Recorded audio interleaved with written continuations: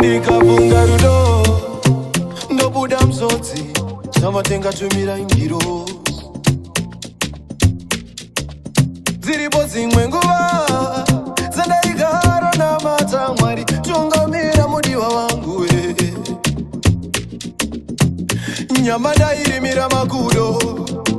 mari yawawana wopedza uchidya nemageva zvimwe ndairimira makudo